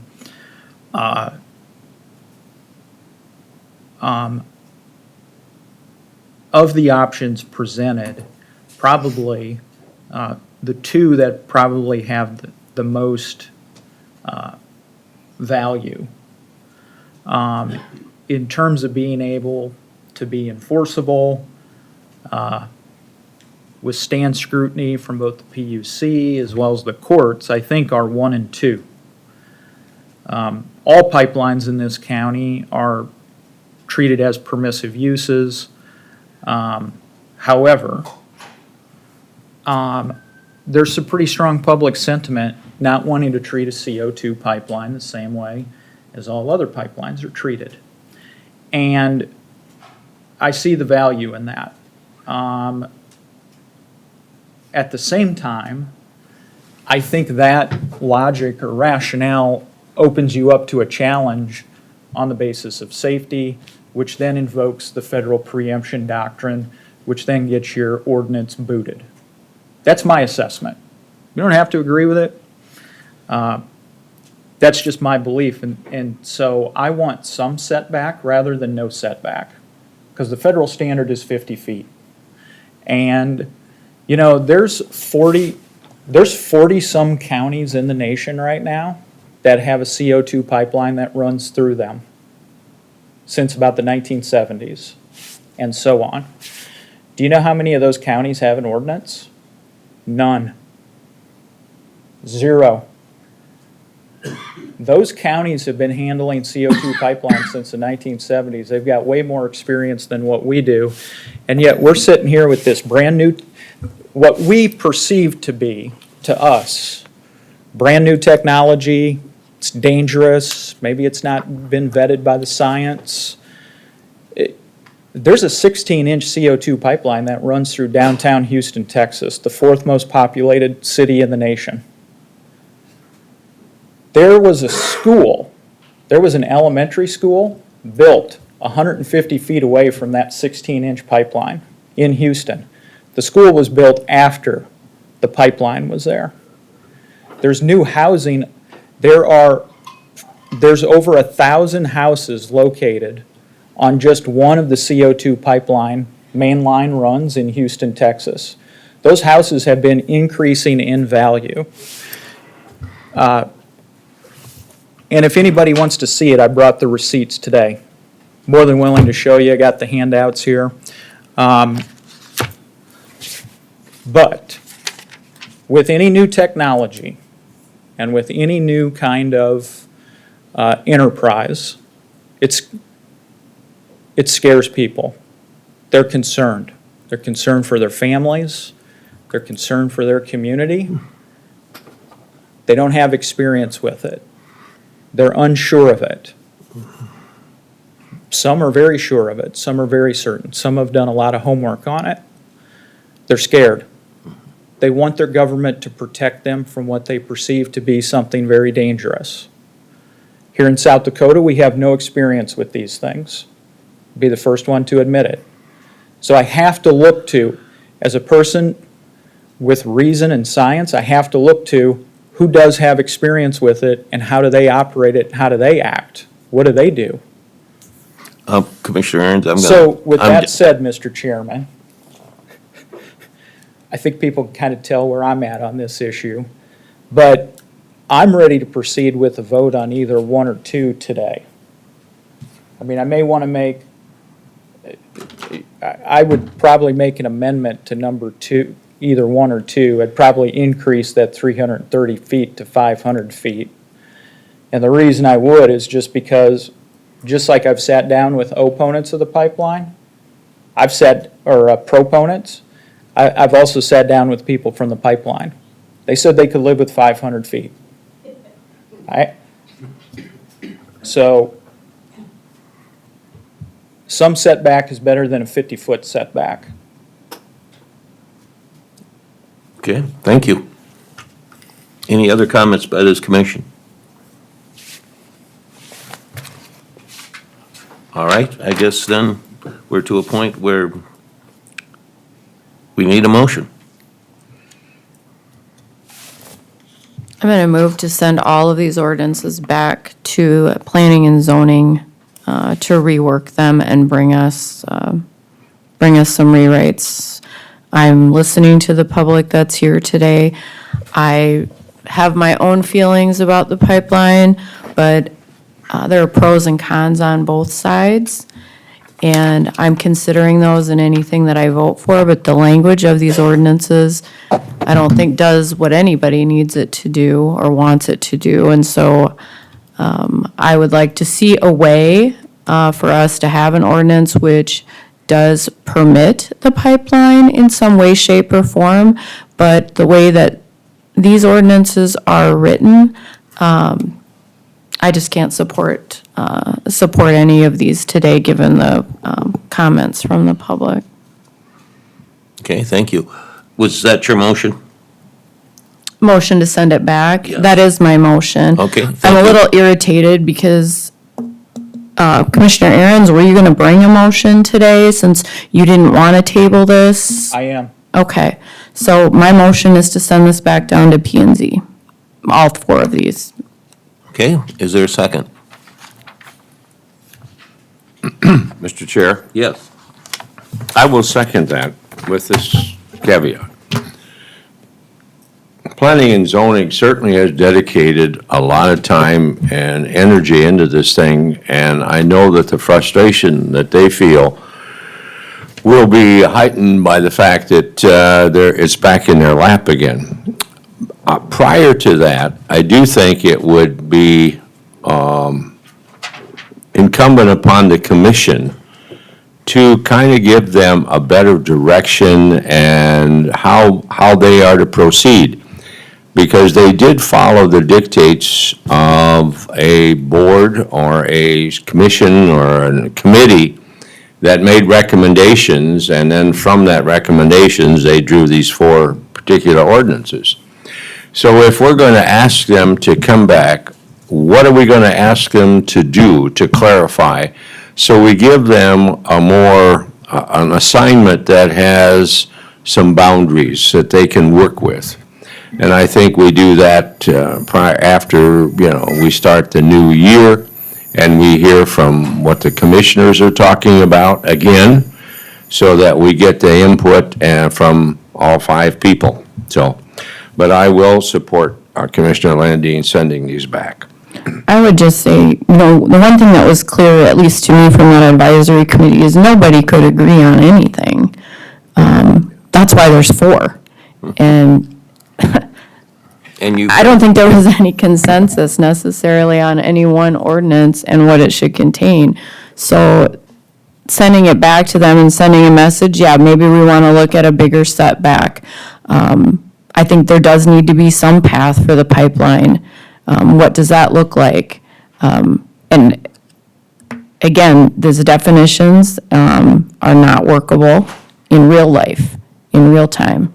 So those things definitely need to be looked at, because you can't say one thing in a meeting that, for instance, number 4 is only for above ground structures, because that's not what it says. And so when they sent that up to us for recommendation, I think maybe there was one other no vote. I was definitely the no vote on that one. I don't know. And I said that during the meeting. And so again, I'm baffled that it came up to us this way. So I think that message needs to be sent. I think the folks in this room have said what they wanted to say about these, and they're not supporting any one of these. And I'm not discounting the work that the planning and zoning did. I'm just saying I think there's more work to do. And I think that's what our public is saying. So that was the reason that I'm making that motion. Mr. Chairman, Yes. anytime a boss or a superior gives somebody guidance, the subordinate or the hired man wants specifics. They want to know, what do you want fixed? And when do you want it? And how do you want it to look? And I feel like by us just continuing to give very vague guidance to planning and zoning, and by just sending this back to them and saying, well, we don't like it, you need to look at this, the buck stops with the county commission. We are the policymakers, and I feel like we are giving the Planning and Zoning Commission an impossible task where they somehow are supposed to divine from our comments here what the ordinance should look like. They have struggled with this now for years, and so have we. We as a county commission, as county commissioners, need to take ownership of the process now, and we either need to say specifically, P&Z, I want it to look like this, but if that's the case, you don't need to kick this back to P&Z. You need to say today, what do you want the ordinance to say, and then we vote on it, because we're the ultimate decision maker, not P&Z. They are unelected, and they are not accountable to the voters. They are nominated, and they are appointed to office. We are elected. The public has accountability over us through the ballot box. We're the policymaker, not P&Z. So we have to make these decisions for the county, not P&Z. And I feel like, and this is why I'm going to vote against sending it back to P&Z, because we're giving them a task that they'll never be able to achieve, and we're in some kind of circular doom loop here that will never stop. This is like the circle of death on your computer when you're trying to get it to restart. It just keeps going and going and going, and there's no stop to it. We just have to put our feet down, and we just have to say, okay, we're elected to office, we're supposed to make these decisions, here's what we think it ought to say.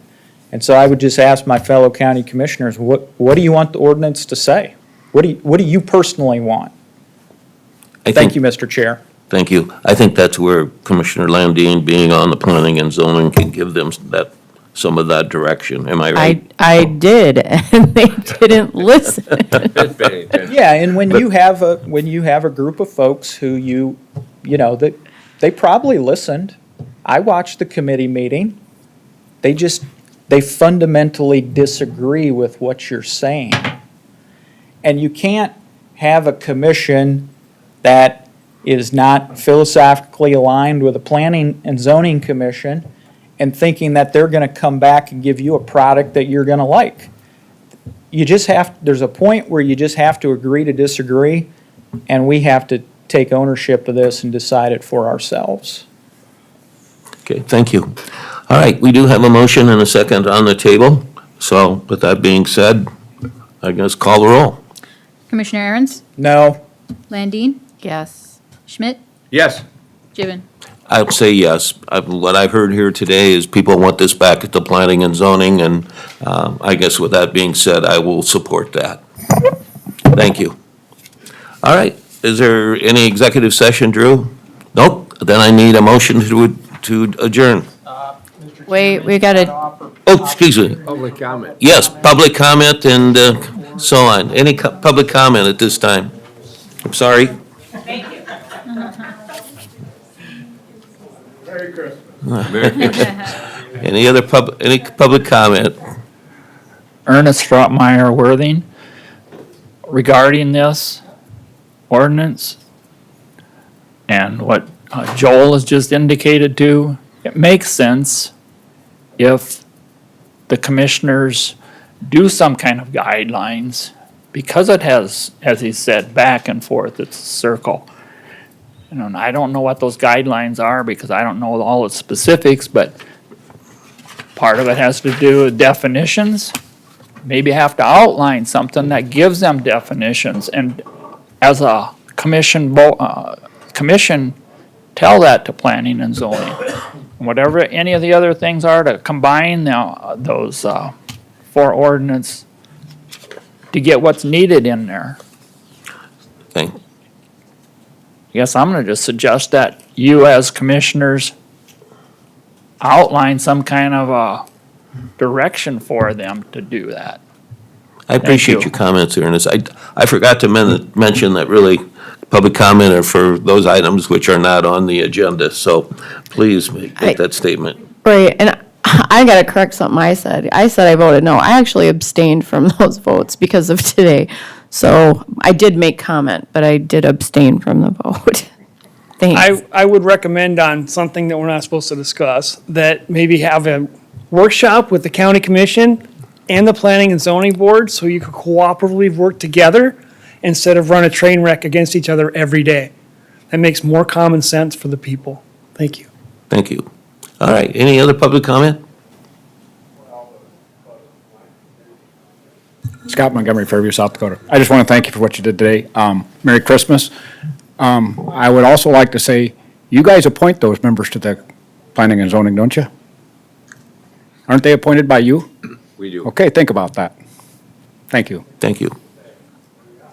Okay, I guess commissioners' reports. Merry Christmas to all. Yes, very much so. Mr. Chairman? Yes. I want to say a belated happy birthday to my grandfather, Swear Aaron's. Normally, we have county commissions on, or we've had county commission meetings on his birthdays for the last 3 years. I wasn't able to say happy birthday to him at the last meeting because I was in Fort Leonard Wood, Missouri, doing some duty for the Army Reserve. But I just want to say he was born on Pearl Harbor Day, and he's now 103 years old. Oh, wow. So if he's watching, happy birthday, Grandpa. Happy birthday is right.